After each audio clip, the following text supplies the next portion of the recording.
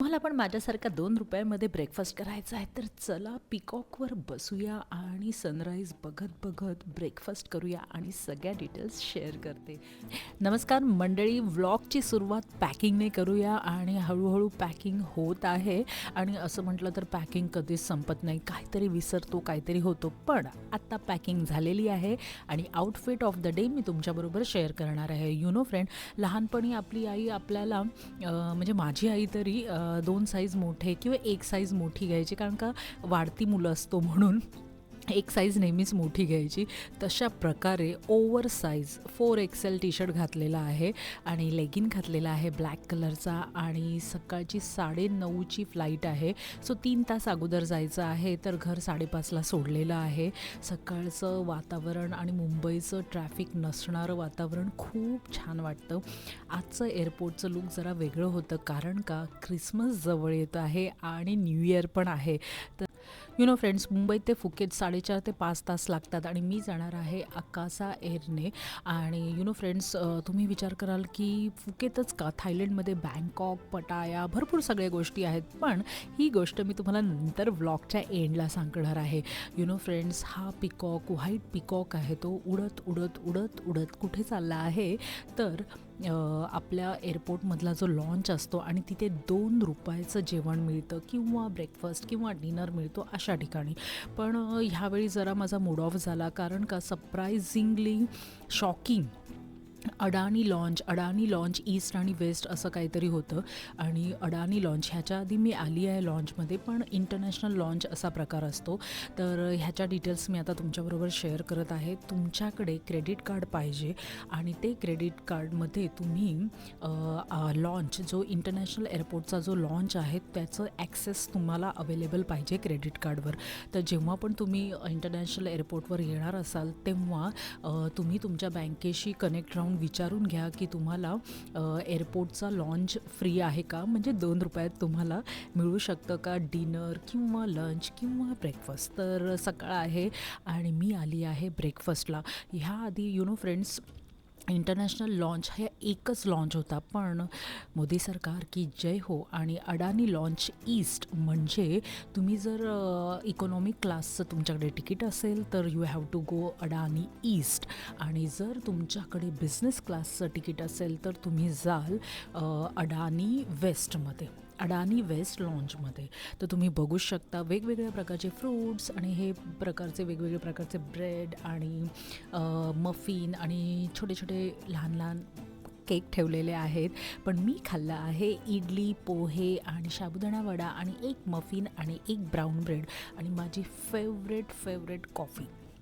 You know friends, coffee पिता पिता मी तुमच्याबरोबर एक शेअर करणार आहे की एक टिप देणार आहे की जेव्हा पण तुम्ही लॉन्चमध्ये येणार असाल त्यावेळी जर तुम्ही फॅमिलीबरोबर येतात तर तुम्ही 3 किंवा 4 जणं असाल तर पर पर्सन एक क्रेडिट कार्ड लागतं. आणि त्या क्रेडिट कार्डचं ॲक्सेस आहे की नाही लॉन्चसाठी, म्हणजे एअरपोर्ट लॉन्चसाठी, ते आधी तुमच्या बँकबरोबर नक्की चेक करून घ्या. कारण का असं वाटतं की आपली फॅमिली एक आहे तर तुम्हाला एका क्रेडिट कार्डवर 3-4 जणं जातील असं नाही आहे. तर जर तुम्हाला लॉन्चची ही ₹2 ब्रेकफास्ट करायचा असेल तर you have to have one credit card for each person. चला आता बघूया जरा. लॉन्चचा हा डायनिंग एरिया आहे आणि त्याच्याबरोबर मस्त असा व्ह्यू आहे आणि सनराईज होत आहे. मी ब्रेकफास्ट करत आहे आणि मस्त सनराईज बघत आहे. ब्रेकफास्ट सो आहे, एवढं काही खास नाही आहे, पण ठीकठाक आहे. ₹2 में और क्या मिलेगा. तो यू नो फ्रेंड्स, अशा प्रकारे हा डायनिंग रूम आहे त्यांचा आणि खूप छान आहे, स्वच्छ आहे. आणि तुम्हाला माहितीच आहे की मी कॉफी लवर आहे, तर लगेच सेकंड कॉफीचा चान्स मारला आणि कॅपेचिनो कॉफी घेतली आहे. आणि आता मस्त कॉफी पिऊन मी जाणार आहे अकासा एअरलाईनने आकाशात.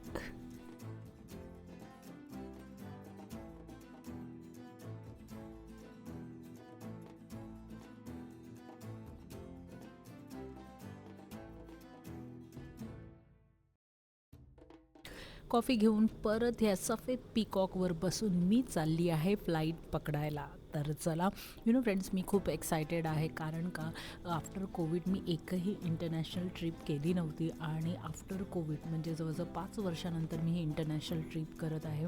ह्याच्या आधी मी भरपूर इंटरनॅशनल ट्रिप केल्या आहेत, पण ही ट्रिप स्पेशल आहे. आता तुम्हाला व्लॉगच्या स्टार्टिंगलाच मी सांगितलं की अरे बँकॉक किंवा पटाया, थायलंडच्या भरपूर अशा हॅपनिंग प्लेस आहेत, त्या ठिकाणी मी का नाही जात आहे. तर थायलंड मी आधी कम्प्लिटली फिरून झालेली आहे. बँकॉक, पटाया सगळंच मी बघितलेलं आहे. पण माझं फुकेत राहिलेलं, आणि फुकेत आम्ही पर्सनली व्हिजिट नव्हतं केलं, कारण का फुकेतचे जे आयलंड आहेत ते आपल्या बॉलिवूड असो किंवा हॉलिवूड असो प्रत्येक मूवीमध्ये दाखवले जातात. तर आम्ही ठरवलेलं जेव्हा पण आपण येऊ तेव्हा फक्त फुकेत करायचं, आणि आज मी लिटरली 8 ते 9 दिवस फुकेतमध्येच राहणार आहे. तर प्रत्येक व्लॉगमध्ये सगळ्या डिटेल्स तुम्हाला येणार आहेत फक्त फुकेतच्या. तर तुम्ही पण माझ्यासारखे असे मस्त ह्या Phi Phi island, James bond island आणि वेगवेगळ्या कॅफे जे फुकेतमध्ये फेमस आहेत, तिथे जर तुम्हाला व्हिजिट करायचं असेल तर स्टे ट्यून. अजून माझ्या चॅनलला सबस्क्राईब नसेल केलं, सबस्क्राईब करा, लाईक करा, शेअर करा आणि कमेंट करा. सो फ्रेंड्स, हा आहे फुकेत थायलंडचा माझा फर्स्ट व्लॉग. आणि सो फ्रेंड्स, फुकेतचे भरपूर व्लॉग येणार आहेत. टोटल 8 डेजचे व्लॉग येणार आहे. हा डे 1 आहे. तर ह्याच्यामध्ये पण मी तुम्हाला भरपूर गोष्टी काय करायच्या, काय नाही करायच्या, ह्या तुम्हाला टिप देणार आहे. पहिली टिप तर मी तुम्हाला दिली आहे की जर तुम्हाला आपल्या एअरपोर्ट लॉन्चचं ॲक्सेस पाहिजे असेल तर you have a credit card and each person required 1 credit card. So तुम्हाला ब्रेकफास्ट किंवा लंच किंवा डिनर ज्या वेळेत तुम्हाला जायचं आहे त्यावेळेत तुम्ही एन्जॉय करू शकता फक्त 2 रुपयामध्ये. ओके, फ्लाईट चालू झाली आहे, बघा किती सुंदर दृश्य आहेत. आणि मी एवढं खाऊन येऊनसुद्धा मला फ्लाईटमध्ये भूक लागली आणि माझं मंचिंग चालूच आहे. का नाही, 4-4.5 तास लागणार आहे. खूप झोप येत आहे. तरी चला, पिकनिकची एक्साइटमेंट आहे. सो प्रवास सुरूच आहे. आकासा एअरची फ्लाईट घेऊन आकाशात उडून फायनली मी पोचली आहे फुकेत इंटरनॅशनल एअरपोर्टला.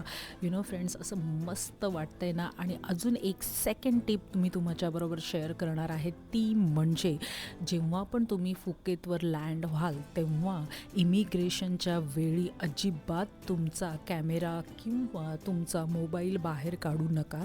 कारण का जर तुम्ही मोबाईलने जरी 1 सेकंद जरी शूट केलं तर तुम्हाला भरपूर मोठा दंड भरावा लागेल, आणि तो आहे 2000 बाथ. म्हणजे आपला 1 रुपया म्हणजे त्यांचे 3 रुपये. तर तुम्हाला जवळजवळ 6000 रुपये पॅनल्टी भरावी लागेल, आणि तुमचं लगेच तुम्हाला पोलीस येतात आणि तिकडे पकडतात. सो ही तुमची टीप आहे, जेव्हा पण तुम्ही जाल तेव्हा प्लीज इमिग्रेशन करून झाल्यावर तुम्ही तुमचा मोबाईल कॅमेरा यूज करा. त्याच्या आधी इमिग्रेशन फुकेतमध्ये जेव्हा होत असतं तेव्हा please do not use your mobile. Friends, बाहेर निघालो आहोत एअरपोर्टच्या, आणि आम्ही जाणार आहोत कर्मा रिसॉर्ट येथे. कर्मा रिसॉर्ट फुकेत, थायलंड. ओके, तर आम्ही वाट बघतो आहे, आम्ही जस्ट शोधतो आहे. त्यांनी आम्हाला खूप छान सांगितलं की 2nd गेटमधनं बाहेर या, तिथे तुम्हाला 3rd गेट मिळेल, आणि 3rd गेटच्या बाहेर आम्ही तुमची वाट बघत आहे, आणि इथे आहे माझं नाव. फ्रेंड्स, आणि आम्ही आत्ता वेट करत आहोत. तर दोन्ही टीप लक्षात ठेवा व्लॉगच्या सुरुवातीला आणि आत्ता सांगितलेली आहे तसे. आणि अजून माझ्या चॅनलला सबस्क्राईब नसेल केलं तर सबस्क्राईब करा. आणि नेक्स्ट व्लॉग लगेच येणार आहे.